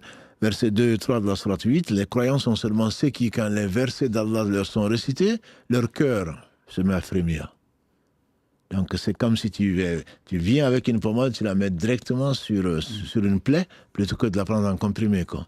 Nous, si on prend en comprimé déjà, donc l'effet est plus lent, alors que quand c'est un contact direct, c'est que le cœur est ouvert et tu te mets à pleurer, tu te mets à regretter ce qui est indispensable pour ton retour vers Allah subhanahu wa ta'ala, de ce que tu as fait. Tu n'es plus un jaloux, tu n'es plus celui qui est orgueilleux, parce que Allah te rappelle de quoi tu as été créé, Allah te rappelle que tu vas que tu vas venir un jour et il va régler tes comptes, etc. Donc les savants, quand on parle de remède, mais les deux, encore une fois, comme on a vu le hadith d'Abu Saïd al-Khudri, les deux remèdes existent dans le Coran. Mais Allah n'a pas créé, comme l'a dit le prophète sallallahu, Allah n'a pas fait descendre, parce que c'est lui qui a tout créé, il n'a pas fait descendre une maladie sans faire descendre en même temps son médicament. Qu'on le connaisse ou qu'on ne le connaisse pas. Donc il y a des médecins, il y a des praticiens, même traditionnels, qui ont appris, je ne parle pas des charlatans, qui ont appris de leurs ancêtres, etc. Donc il y a des traitements qu'il faut suivre parce que c'est Allah a créé la cause et donc il a créé qu'il faut utiliser. Celui qui n'utilise pas les causes, disent les savants, c'est quelqu'un qui, quelque part, renie la sagesse d'Allah subhanahu wa ta'ala. Donc quand on est malade, on sait qu'il faut se soigner. Quand on est ceci, on sait qu'il faut ceci. Quand on veut avoir un enfant, on se marie. Quand on a froid, on va porter un vêtement. Quand on a ceci, voilà. Donc si Allah avait voulu, on serait tous des anges. On n'aurait pas besoin ni de manger, ni de boire, ni d'avoir des enfants, ni quoi que ce soit. Donc on ne doit pas dans l'islam, c'est le tawakkul qui est le fait de s'en remettre à Allah. Ibn Qayyim disait que c'est le point culminant de la foi. Et il y a deux choses. C'est mettre la confiance en Allah, absolument. N'arrive que ce qu'Allah veut et c'est prendre les causes. Donc ce n'est pas Allah. Si Allah a voulu qu'on ne guérisse pas d'une maladie cardiaque, je ne parle pas d'une maladie du cœur, une maladie cardiaque, comme ça, s'il avait voulu, on serait tous sains, on ne serait jamais malade. Mais il nous éprouve, il éprouve les gens qui sont autour de nous. S'il a voulu qu'en lisant la Fatiha, tu ne te guérisses pas, donc après Fatiha, après ta prière, tu vas faire une échographie, tu trouves que tout va bien, c'est facile à Allah. Mais il a décidé dans sa sagesse, donc de t'éprouver et d'éprouver les autres avec toi et par toi. Barakallahu fik, Cheikh. Je vais te poser peut-être une ou deux dernières questions, parce qu'il commence à se faire tard. Une question qui a été envoyée, je pense, sur YouTube. Est-ce qu'une ruqya légiférée à distance est-elle possible? Bonne question. Très bonne question. À distance, ça n'a pas de sens. Il y a effectivement des charlatans qui disent, voilà, au téléphone, je te fais la ruqya. À distance, ça n'a pas de sens dans la mesure où la meilleure ruqya, en tout cas, c'est celle où tu as la personne en face, tu lis le Coran, la personne, et tu crachotes, entre guillemets, même dans l'eau. C'est comme pendant les mois de Ramadan, par exemple, il y a certains qui viennent avec sa bouteille d'eau, ils mettent à côté du haut-parleur. La nuit du 27. La nuit du 27 en particulier. Non, à distance, à ma connaissance, non, ce n'est pas quelque chose de légiféré. Après, j'ai vu entre les fatwas en particulier, donc le livre présenté, des gens qui carrément viennent avec une citerne et qui font la ruqya dans la citerne et après ils vont vendre l'eau, quoi. Voilà, c'est comme l'eau coranisée qu'on trouve dans les boutiques, etc. Tu ne sais pas qu'il a lu, qu'est-ce qu'il a lu, et il ne sait même pas sur qui il a lu.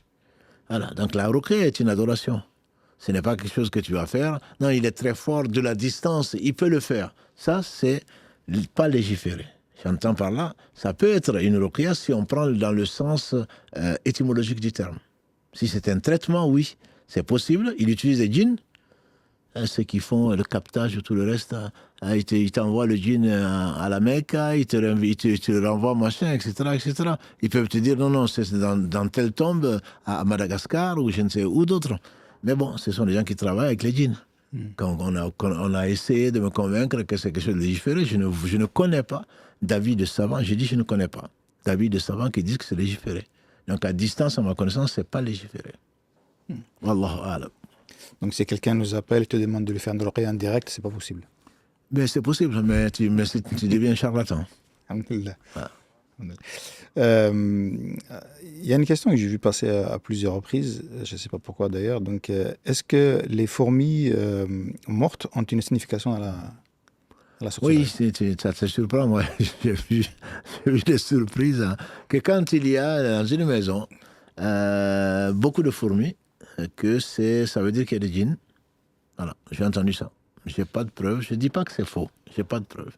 Je n'ai pas d'expérience dans ce domaine-là. Voilà. Donc on entend des choses mystérieuses. S'il y a des preuves, alhamdulillah, comme on nous les amène, je suis le premier à y croire. Mais dire des choses comme ça, j'ai besoin de preuves. Ce que je sais, par contre, c'est que quand on a vu, je ne sais quand on fait des rêves, en particulier avec des serpents, avec des animaux sauvages, etc., ceux qui interprètent les rêves l'interprètent souvent en tant que djinn. Voilà, surtout si les serpents essaient de te mordre, ou ils ont réussi à te mordre, etc. Certains disent la sorcellerie, d'autres disent au moins c'est la possession. Voilà, parce que même dans la pratique, un serpent peut être un djinn, comme l'a dit le professeur sallam. Tu lui dis, si tu vois un serpent, et si tu es courageux, tu lui dis, reste pas là, je te donne 3 jours. Si tu es encore là, je te tue. Ça veut dire que s'il est encore là, c'est que c'est un serpent. Mais les djinns peuvent prendre la forme de serpent, etc., ou la forme d'un âne, ou la forme d'un chien en particulier. C'est connu, entre guillemets. Mais les fourmis, j'en ai entendu parler. Mais honnêtement, je ne peux pas confirmer. Je ne peux pas le confirmer. Dernière question, Chir, qui rejoint un peu la précédente. C'est un raqi qui réunit plusieurs malades, en fait, et qui leur récite en même temps. Est-ce que ça, c'est légiféré? C'est pas légiféré, mais les chouyours, ils disent qu'il se peut que ça marche. Allah éprouve les uns et les autres. Mais bon, c'est vrai que c'est comme un spectacle, quoi. Si tu es un raqi, si tu es un malade, si tu en fais une profession et que par malade, tu n'as que 50 € par heure, si tu en réunis 1000, ça te fait 50 000 €.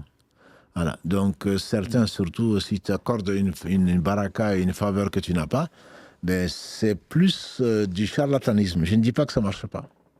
Allah il peut tout nous éprouver au travers de ça. Mais ce n'est pas une façon qui est légiférée d'après ce que j'ai lu des savants cités, en particulier Ibn Jibrin, c'est lui qui a répondu, je pense, à cette question-là.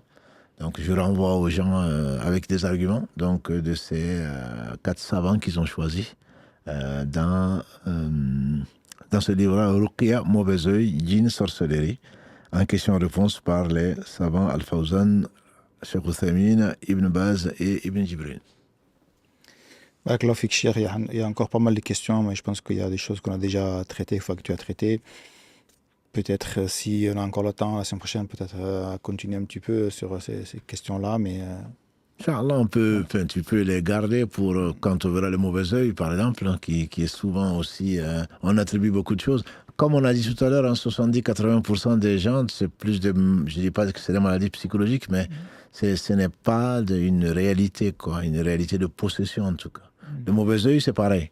Enfin, c'est pareil. Le mauvais œil, également, comme on le verra peut-être la semaine prochaine, si Allah le veut, on pense beaucoup de choses. Il existe. Et comme on le verra avec des preuves, il existe et il peut amener, comme l'a dit le professeur sallam, il peut amener le chameau dans la marmite. C'est-à-dire, il peut tuer. Et ta voiture peut se bloquer. L'homme peut aller dans la tombe à cause du mauvais œil. Ça existe. Donc, il n'y a pas de discussion. Mais ce n'est pas tout à fait ce que les gens pensent. Et puis, pour un oui, pour un non. Donc, on attribue ça au mauvais œil ou à la sorcellerie. Le mauvais œil, encore, ce serait plutôt léger. La sorcellerie, c'est encore plus utilisé. Wallahu ala wa alam. J'en profite juste pour dire que ce n'est pas la peine de nous demander la ruqya. Parce que quand on a fait ce sujet il y a quelques années, avec le frère Si Mohamed, barakallahu fi, on a reçu beaucoup de demandes. Je suis de Paris, je suis de machin, est-ce que je peux venir vous voir? Ils ont demandé la permission, parce que certains viennent directement dans la mosquée. Je viens de Paris, je suis venu vous voir. Mais comment? Sans rendez-vous ni quoi que ce soit. Et je ne suis pas un raqi. Je ne suis pas un raqi. Et je ne fais pas ça.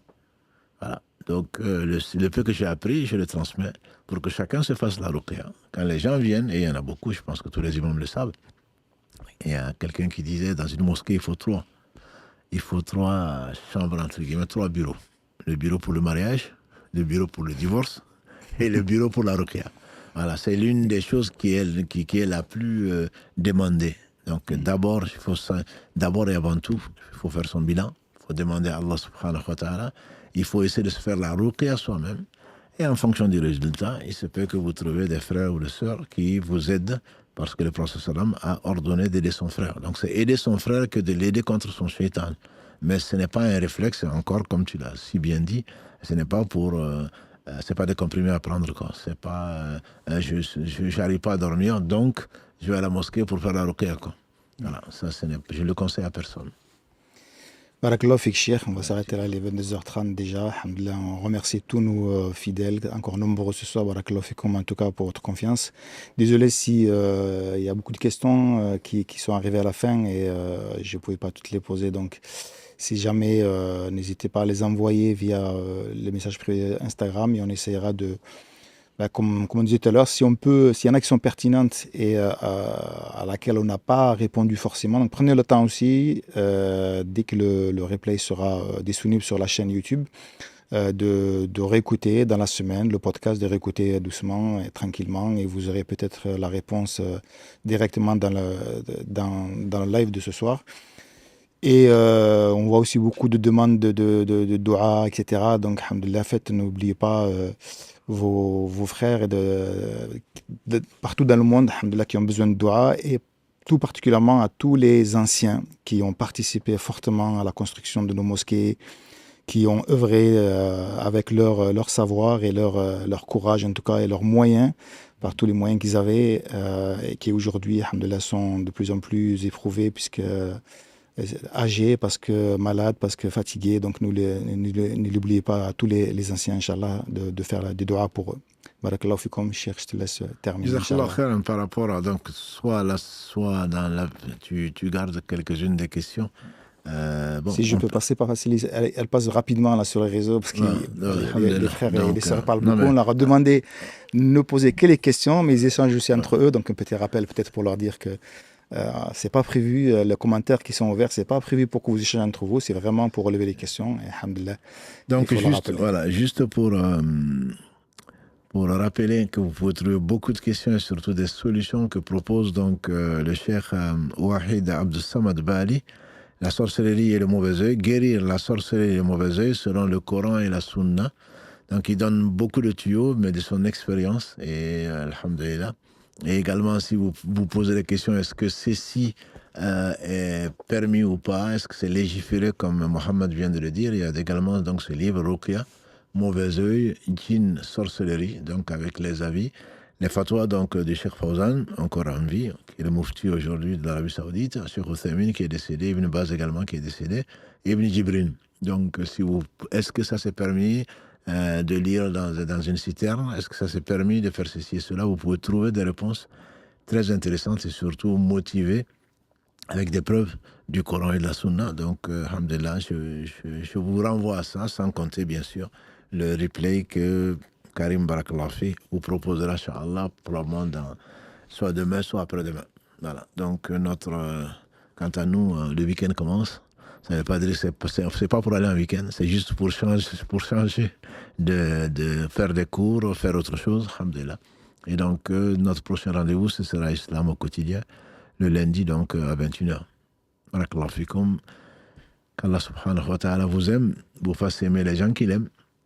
Et c'est important, l'homme ira avec les gens qu'il aime, et qu'il nous fasse aimer les œuvres qui conduisent à son amour, subhanahu wa ta'ala, et ne soyons pas ingrats. Et donc, nous prions pour le prophète sallallahu alayhi wa sallam de la façon légiférée, ses compagnons et tous ceux qui les ont suivis dans le droit chemin. On demande à Allah subhanahu wa ta'ala de nous élire donc et de nous honorer par cette belle compagnie.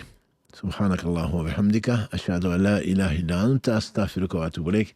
سبحان ربك رب العزة عما يصفون والسلام على المرسلين والحمد لله رب العالمين والسلام عليكم ورحمة الله وبركاته.